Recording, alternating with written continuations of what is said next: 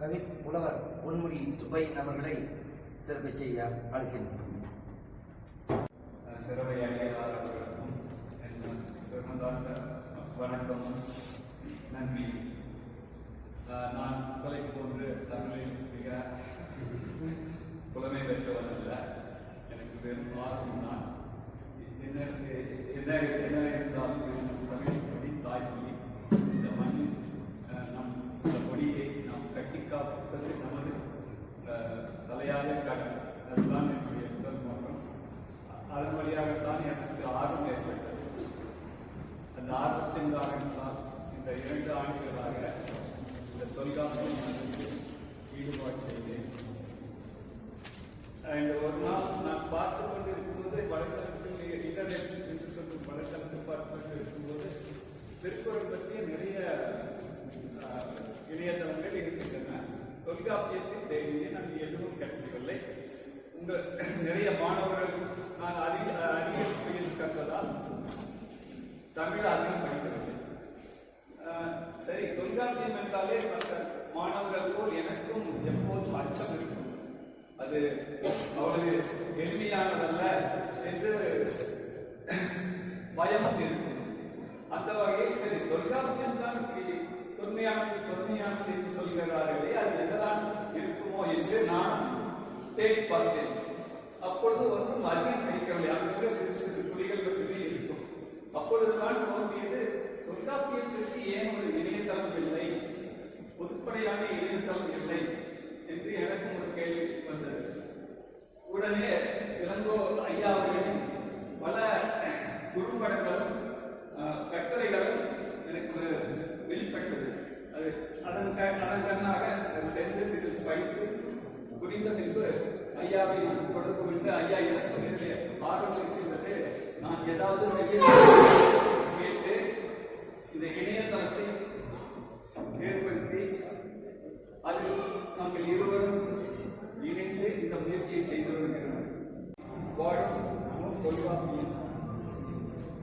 தொல்காப்பியம் தமிழர் வாழ்க்கைக்கு 2 கண்களில் ஒரு கண், மற்றொரு கண் திருக்குறள். அது உங்கள் அனைவருக்கும் தெரியும்.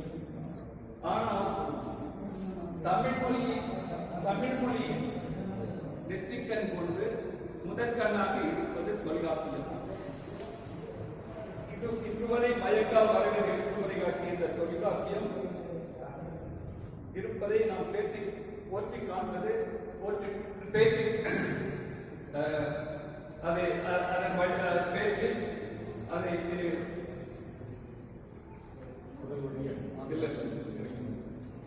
அதை போற்றி பேணி காப்பது நமது தலையாய கடமை. தொல்காப்பியத்தை எடுத்துக்கொண்டால் 3 அதிகாரங்கள், அது 3 கால்கள் கொண்டது.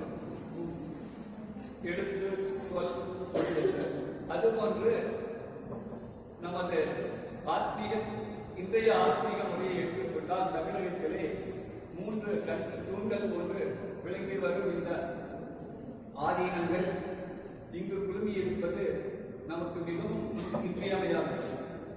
ஏன் இங்கு வந்து நாங்கள் இவ்வளவு மகிழ்ச்சியுடன் இங்கு வந்தோம் என்றால், ஒரு உதாரணத்தை காட்டி இந்த 3 ஆதீனங்களில் ஆசியை பெறுவதுதான் எங்களுடைய முதல் நோக்கம். உதாரணமாக நியூஜெர்சியில் தமிழ் பள்ளி ஆரம்பித்து கிட்டத்தட்ட 6500 மாணவர்கள் தமிழ் கற்றுக்கொண்டு இருக்கிறார்கள், இளைய மாணவர்கள். தமிழ் பள்ளியை தொடங்குவதற்கு முதற் பள்ளி திருவள்ளுவர் பள்ளி. அப்பள்ளியை தொடங்குவதற்கு அடிகளார் அவர்களுடைய ஆசையில் தான் தொடங்கப்பட்டது. அதன் தொடக்கம்தான், அந்த ஆசையின் விளைவுதான் இவ்வளவு சிறப்பாக குறுகிய காலத்தில் மிகவும் சிறப்பாக நடந்து கொண்டிருக்கிறது. அதேபோல் சமீபத்தில் நியூஜெர்சியில் நாங்கள் தொல்காப்பிய மன்றம் தொடங்கினோம். அதற்கும் அடிகளார் அவர்கள் ஆசி அனுப்பி இந்த மன்றம் தொடக்கத்திற்கு மிகவும் பொறுப்புடையாக இருந்தார்கள். இவர்கள் போன்ற அடிகளார் தொடங்கியது எதுவுமே செழிப்புறாமல் இருந்தது இல்லை. இவர்களுடைய ஆசியும் அவருடைய ஆத்மீகமும் அரவணைத்து செல்லும் என்ற நம்பிக்கையில் நாங்கள் இங்கு வந்து இவர்களுடைய ஆசையை பெற வேண்டும் என்ற எண்ணத்தில் 3 அடிகளார்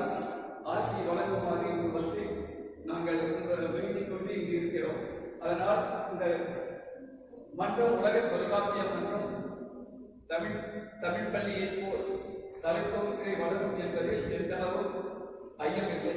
அதற்கு உங்களுடைய ஆர்வமும் திருவியாதீனம் ஐயா அவர்களுக்கு நம் அனைவரிலும் வயதில் மூத்த 95 ஆண்டுகளை கடந்த மருத்துவராக விளங்கக்கூடிய கோவி அவர்களை நாங்கள் அழைக்கிறோம்.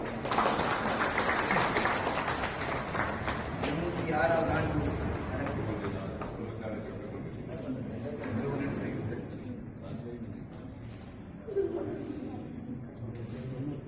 அன்னூர்லேருந்து வாசேரி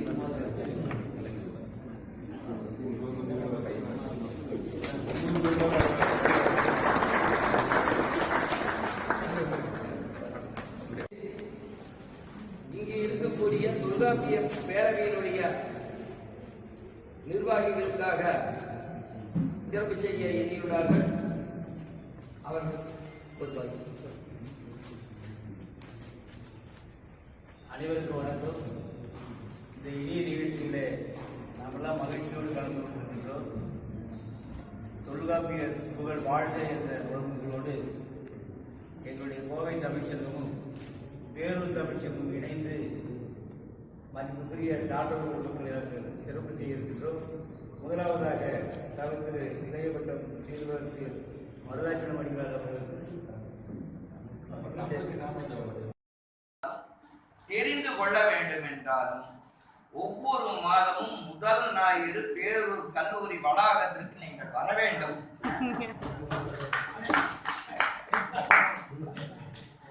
அடுத்தது இன்னொரு மகிழ்ச்சிகரமான செய்தி. நம்மளுடைய தொல்காப்பிய பேரவையினுடைய தாக்கத்தால் அமெரிக்காவிலே வெர்ஜீனியாவிலே நியூ ஜெர்சி என்னும் ஊரிலே இருக்கு. அங்கு ஒரு தொல்காப்பிய உலக தொல்காப்பிய மன்றம் என்று தொடங்கி இருக்கின்றார்கள். அதனுடைய நிறுவனர்கள் எல்லாம் இங்கே நம்மை காண்பதற்காக வருகின்ற 17ஆம் தேதி இங்கே வர்றாங்க. நான் அவங்களை எல்லாத்தையுமே எங்க வீட்டுக்கு வேணாங்க கல்லூரியில் வச்சுக்கலாம்னு சொல்லியிருக்கிறேன். அந்த கல்லூரியில் எப்படின்னா 3 அடியார்களும் கலந்து கொள்ளக்கூடிய கூட்டம். நம்ம சிரவணாதீனம் அவர்கள், அடுத்தது சாது சண்முகம் அடிகள், நம்ம அடிகளார் இளையவட்டம் அவர்கள் 3 பேர் கலந்து. அத்துடன் இங்கு இருக்கக்கூடிய தமிழ் சான்றோர்களை எல்லாம் நான் அழைக்கின்றேன். அவர்கள் எல்லாம் வந்து அவர்கள் அது ஒரு கலந்துரையாடல் தான், விழாவல்ல, கலந்துரையாடல் தான். அந்த எப்படி தொல்காப்பியத்தை திருக்குறளுக்கு இணையாக திருக்குறளுக்கு மேம்பட்டதாக ஒரு கொண்டு செல்வதற்கு கலந்துரையாடல் இருக்கிறது. அதனால் அன்றைக்கு இந்த கல்லூரிக்கு அனைவரும் வந்து அந்த கலந்துரையாடலில் உங்களுடைய எண்ணங்களை எல்லாம் பகிர்ந்து கொள்ள வேண்டும் என்று கேட்டுக்கொள்கிறேன். நன்றி.